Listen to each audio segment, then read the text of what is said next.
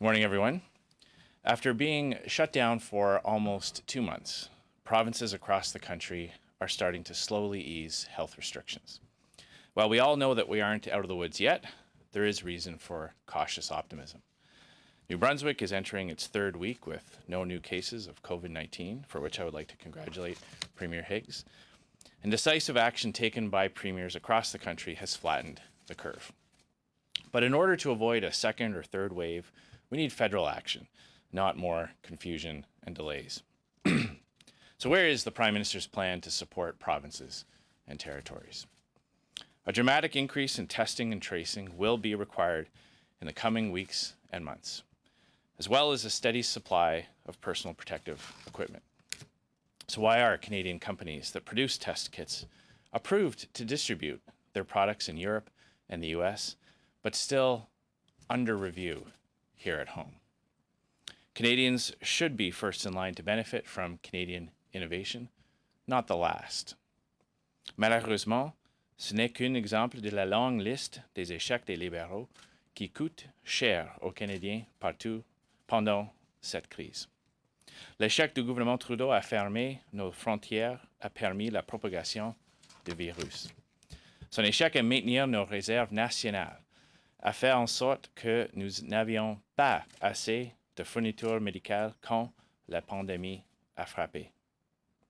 Son échec à offrir de bons programmes dès le début a fait en sorte que des entreprises et des travailleurs ont été oubliés. Now, Liberal failures cannot be allowed to derail provincial efforts to get our country back on track. But that is exactly what federal programs are threatening to do. Des propriétaires de petites entreprises partout au pays disent qu'ils sont durement frappés par la crise. Certaines disent perdre pas moins de 50 à 60% de leurs revenus. Malgré ces difficultés, ils restent ouverts et ils continuent à payer leurs employés et à servir leur communauté. Pour apprendre qu'ils vont devoir fermer ce mois-ci pour avoir droit au soutien au loyer dont ils ont désespérément besoin. The same goes for Canadians who want to work, but who lost their jobs due to the pandemic. The Canada Emergency Response Benefit and the Canada Emergency Student Benefit both prevent you from earning more than $1,000 a month. So as businesses start to slowly reopen and have shifts to fill, their employees are being forced to turn them down or risk losing their benefits. As the C.D. Howe Institute said, CERB helped cushion COVID-19's impact, but it now threatens to impede the recovery. Les programmes gouvernementaux sont censés aider les entreprises pendant cette crise, pas les obliger à fermer. Mais c'est exactement ce qui se passe. The rent and wage subsidies continue until June, the student benefit until August, and the CERB until October.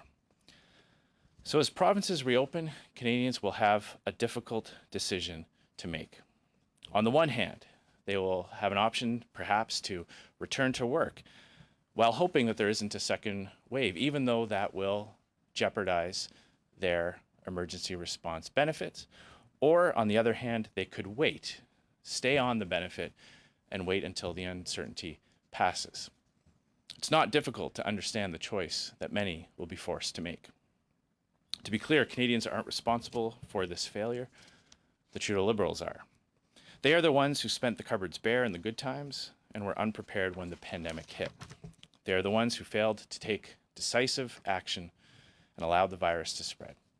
They are the ones who designed programs that are now holding Canadian workers and businesses back. Alors que notre économie doit être relancée, Justin Trudeau la freine et risque de créer des pénuries de main-d'œuvre partout au pays.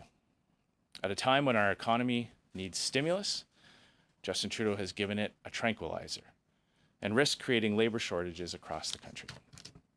This failure must be reversed before it is too late. Canada's economic recovery depends on it. Les conservateurs se préoccupent de la façon dont les libéraux gèrent cette crise depuis le début.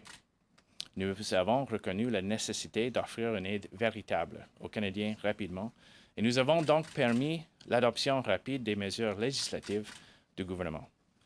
Mais alors que les conséquences néfastes des programmes des libéraux deviennent évidentes, il est clair que ça ne peut pas continuer. Maintenant que l'urgence immédiate de la crise a commencé de passer, les conservateurs s'attendent à ce que le Parlement puisse examiner et débattre des mesures législatives du gouvernement et entendre des témoins sur les impacts potentiels comme nous le faisons normalement. As more and more provinces lift restrictions, Conservatives expect Parliament to be given a proper opportunity to review and debate government legislation and to hear from witnesses about its potential impacts as we normally would.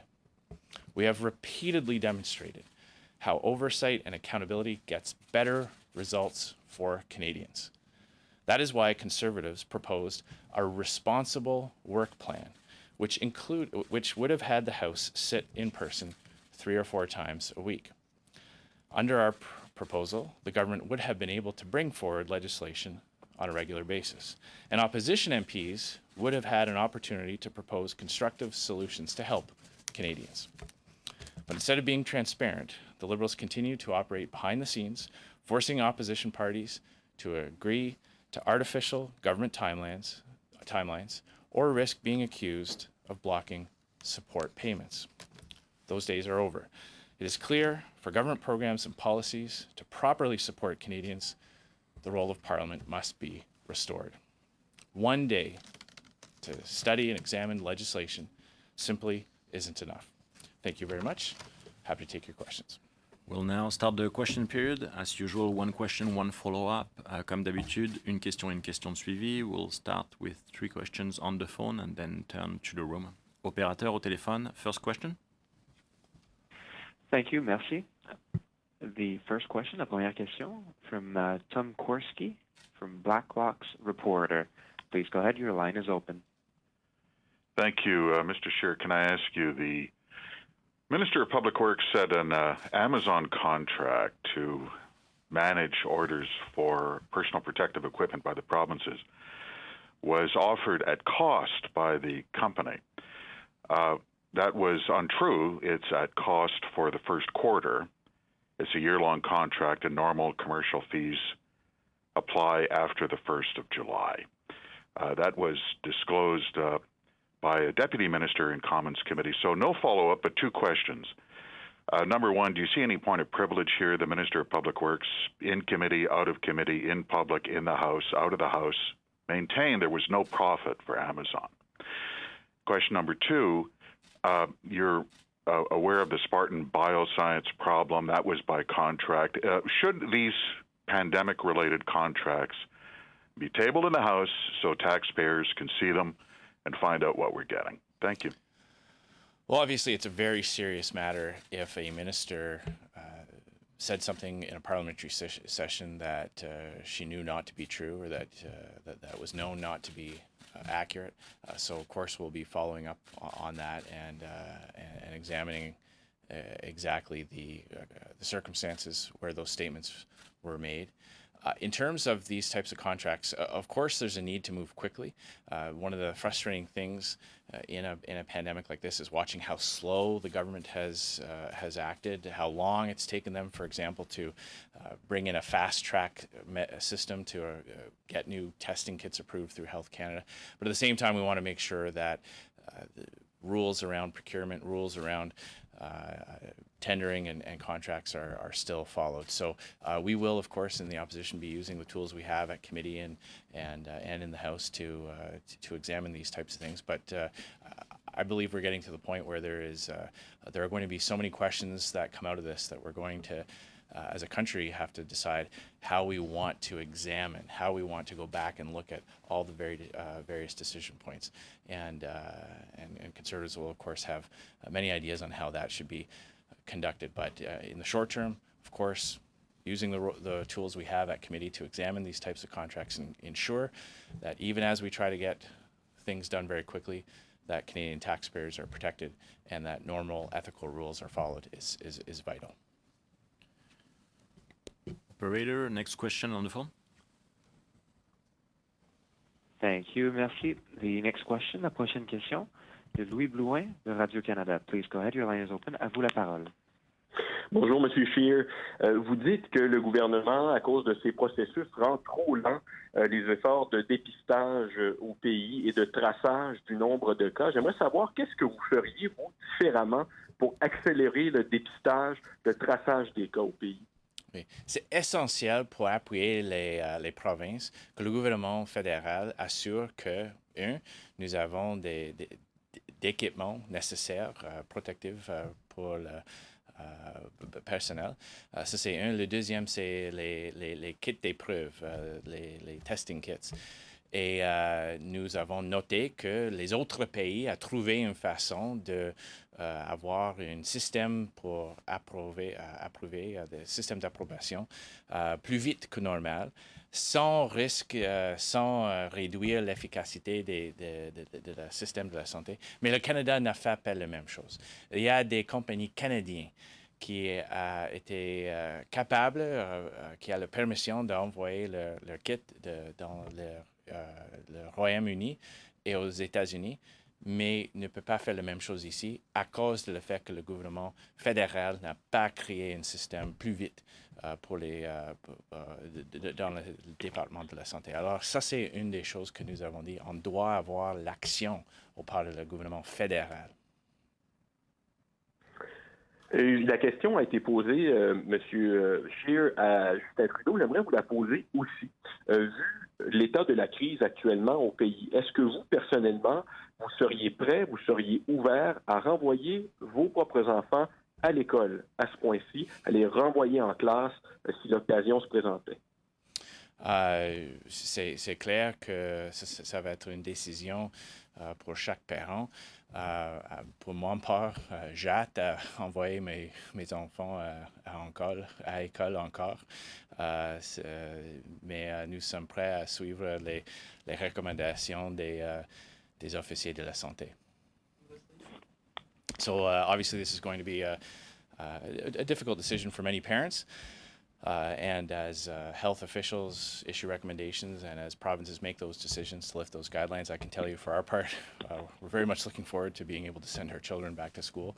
And of course, once it's recommended that it's safe to do so, that's certainly something that we're looking forward to doing. Opérateur, prochaine question au téléphone. Thank you. Merci. The next question, la prochaine question, de Joël Denis Bellavance. Please go ahead. Your line is open. À vous la parole. Votre ligne est ouverte. Bonjour, M. Scheer. J'aimerais savoir quand vous jugez qu'il serait à propos de déposer un budget fédéral. Le budget devait être déposé le 30 mars. Ça a été retardé à cause de la crise. À quel moment jugez-vous qu'il serait propice de déposer un budget fédéral à Ottawa? Ça, c'est une très bonne question. Nous avons eu des inquiétudes autour de le budget fédéral avant de la crise. Avant de la crise, nous avons eu des informations que le déficit va être énorme avant d'avoir le besoin d'appuyer les personnes qui ont perdu leurs emplois et les petites entreprises.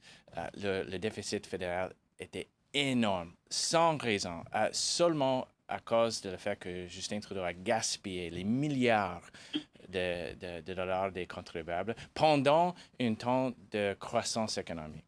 Alors, maintenant que nous avons été impactés par cette pandémie, c'est clair que nous sommes comme un pays plus faible à cause de la malgestion de Justin Trudeau. Alors, maintenant que les provinces ont commencé d'enlever les restrictions, maintenant que les provinces parlent de réouvrir l'économie, je crois que ça, c'est le bon moment de planifier un budget. Peut-être pas 7 semaines, peut-être pas 7 mois, parce qu'on doit attendre tous les faits, tous les impacts de la crise. Mais certainement, on peut avoir commencé, le département des finances peut commencer le travail préliminaire pour préparer un budget. Est-ce que le mois de juin serait une bonne date pour vous, d'ici la fin juin, vous aimeriez avoir un budget fédéral déposé? Et aussi, j'ajouterais une autre question, si vous me permettez. Vous avez dit que vous aimeriez avoir le Parlement siéger plus fréquemment en personne. Est-ce que vous pouvez élaborer à ce sujet? Oui, alors, je crois, avant de l'été, avant que le Parlement adjourne pour l'été, je crois qu'au minimum, une mise à jour, une budget un plan pour gérer l'économie pendant les prochains quelques mois est nécessaire. Alors, c'est une décision du gouvernement, mais on va mettre la pression pour assurer que le gouvernement est transparent avec les Canadiens autour de leur plan pour gérer l'impact de cette pandémie et de recommencer notre économie. Je parle aujourd'hui de la nécessité d'avoir le rôle du Parlement dans la législation. Nous avons vu, il y a 3 fois maintenant, le gouvernement donne un projet de loi aux partis d'opposition et créer un horaire artificiel et dit aux oppositions, vous avez jusqu'au mercredi d'être en accord avec nous. Et ça ne fonctionne pas bon. Ça ne fonctionne pas pour les Canadiens. Nous avons trouvé des faiblesses, les gaps, les gens qui tombent dans les trous. Et nous avons proposé les solutions, mais le gouvernement n'accepte pas. Alors aujourd'hui, je dis que si le gouvernement a les autres mesures qu'il veut proposer, il doit suivre un processus plus normal dans la Chambre des communes. Ça veut dire qu'il doit assurer que les députés ont l'opportunité de poser des questions, d'avoir les témoins, d'écouter l'impact avec les stakeholders. Ça va assurer un meilleur produit, un meilleur programme pour les Canadiens. So what I'm saying here today is that if the government has additional measures that they would like to bring to the House, rather than give opposition parties copies of the bill and have conversations going on behind the scenes with an artificial deadline where the government says, if you don't agree by such and such a date, then we will accuse you of holding up benefits to Canadians. What we're saying is that they should return to a normal type of parliamentary process. Introduce legislation in the House, allow parliamentarians to debate it, ask questions, hear from witnesses, hear how stakeholders will be impacted, so that we can address the gaps on the front end before the legislation is passed. What we've seen right now is that we have facilitated the government very quickly getting these programs designed, taking them at their word that they would fix programs as they were brought to their attention. But there are so many things that they have refused to act on that what we're saying now is that it would be far better for Canadians to receive better programs and services if that parliamentary cycle was reestablished. We'll now turn to the room. Julie? Mr. Scheer, Julie Van Dusen, CBC.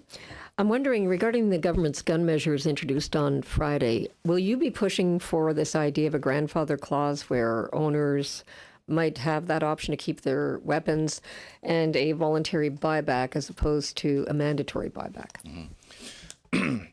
Well, obviously, we don't agree with the approach the government has taken.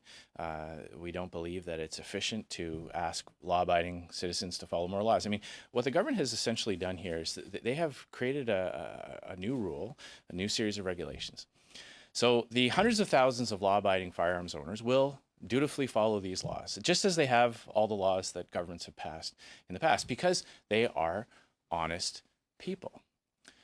The people who will not follow these new regulations are the drug dealers and the gun traffickers and the people who choose to do evil with firearms. So we believe that this is completely ineffective.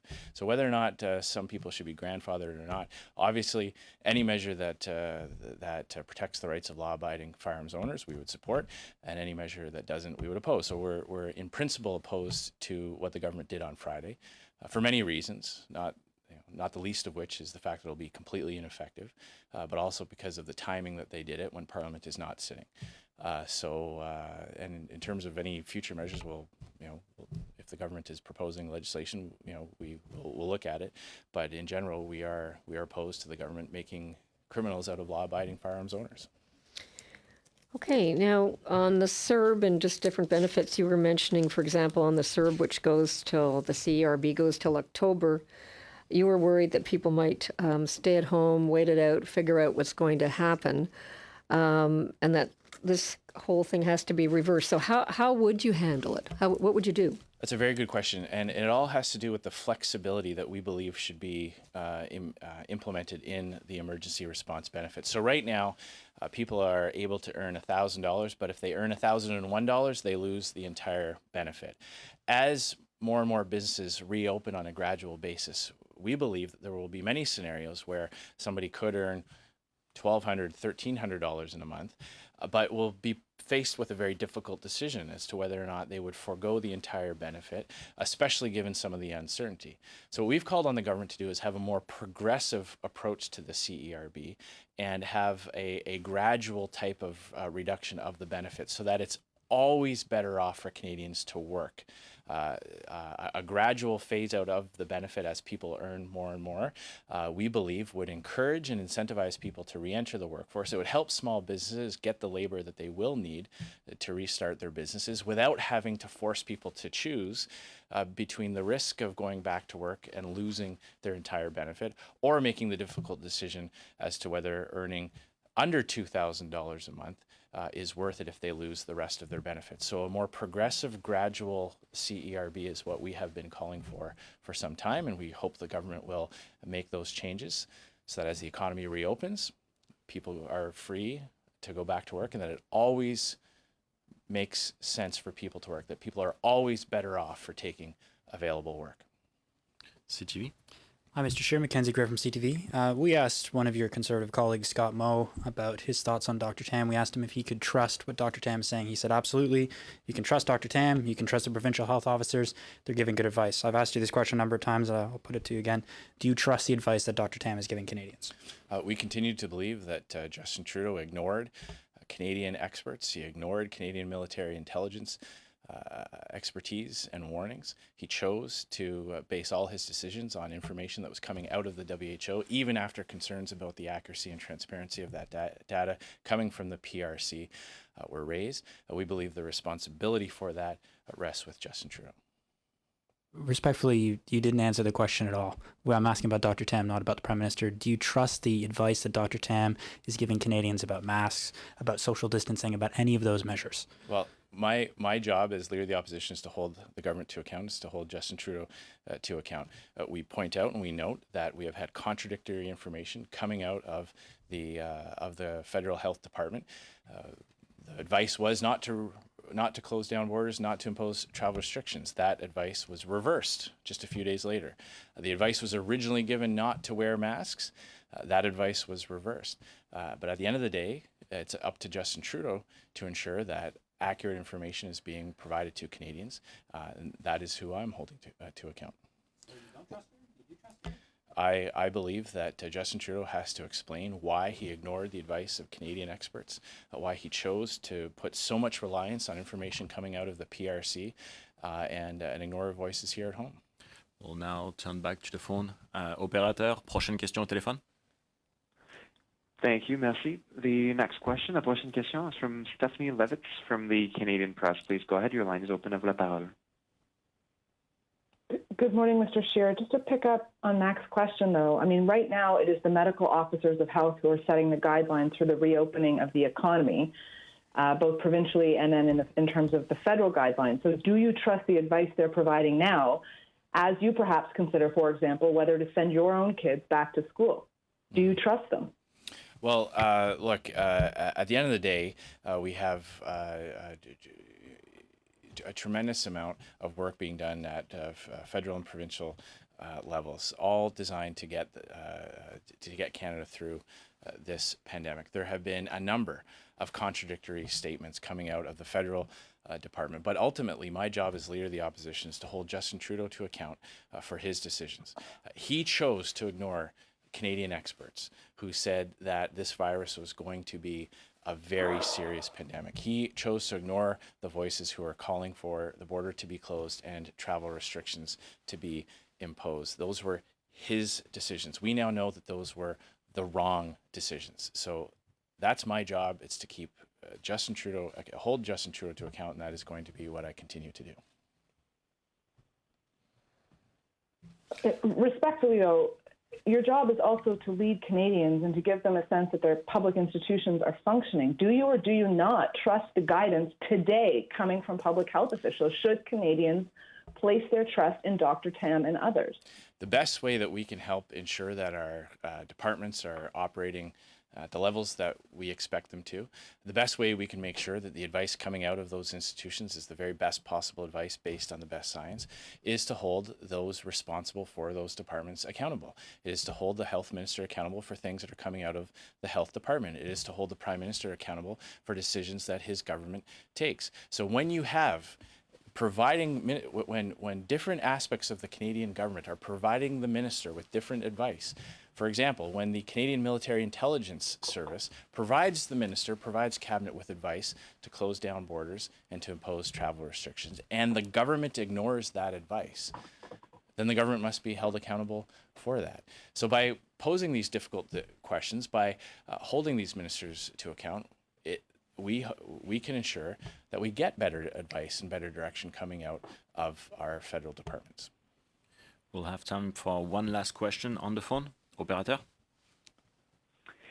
Thank you, merci. The last question, la dernière question, from Catherine Lévesque de la Presse canadienne. Please go ahead, your line is open. À vous la parole. Oui, bonjour, Monsieur Scheer. J'aimerais revenir sur les armes à feu rapidement parce que ceux qui veulent vous succéder, donc Peter MacKay et Erin O'Toole, ont déjà dit qu'ils allaient revenir sur la décision du gouvernement Trudeau, qu'ils allaient annuler cette décision carrément. Je me demandais, est-ce que c'est votre position également et celle de votre caucus? La position de notre caucus, c'est que les mesures annoncées par Justin Trudeau vendredi vont être inutiles, va cibler les gens honnêtes et va faire rien pour les criminels. Alors, ça c'est notre position.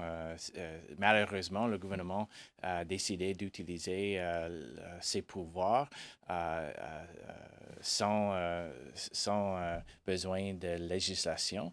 Alors, on ne va pas avoir une opportunité de voter contre ces mesures, mais la position de notre caucus, nous sommes contre les mesures que le gouvernement a annoncées à cause du fait qu'il va faire rien pour rendre nos communautés plus sécuritaires. Il va seulement cibler les gens honnêtes. OK.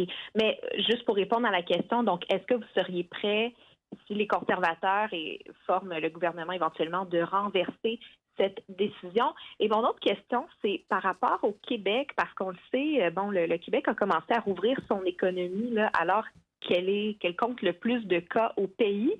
Je me demandais, aujourd'hui, vous critiquez le gouvernement fédéral, mais est-ce que vous pensez que le Québec avait raison de rouvrir son économie alors qu'elle n'a pas encore le contrôle de la situation? Oui. J'ai confiance dans la capacité des premiers ministres des provinces de prendre leurs propres décisions. Le gouvernement provincial sont dans la meilleure place pour déterminer si le système de la santé du Québec ou de notre province est capable de gérer le nombre des cas si l'économie et la société réouvrir. Alors, je laisse à chaque province de prendre les décisions comme ça. Je suis ici pour mettre la pression sur Justin Trudeau de présenter un plan pour appuyer les provinces, présenter un plan pour assurer que chaque province peut avoir les kits des épreuves, peut avoir les pièces d'équipement personnel. Ça, c'est le rôle du gouvernement fédéral et à ce moment, il n'y a aucun plan de gouvernement libéral. So obviously, we trust in the ability for provincial governments to make these decisions. They are best placed to determine where they're at, both in terms of the number of cases they have and the capacity of their healthcare systems to manage a potential increase in the number of cases as the economy and society reopens. What we're here to do today is to put pressure on the Trudeau government to present a plan to support the provinces. The more testing kits that there are available, the more pieces of personal equipment, protective equipment that are available to provincial healthcare workers, the sooner we can proceed with these plans to reopen the economy and society. So that is the role of the opposition right now. That's the pressure that we're putting on the federal government, is to support the provinces and help them get to the point where they can reopen as much as they possibly can of the economy and of their society. This concludes the press conference. Thank you. Merci beaucoup. Thanks very much.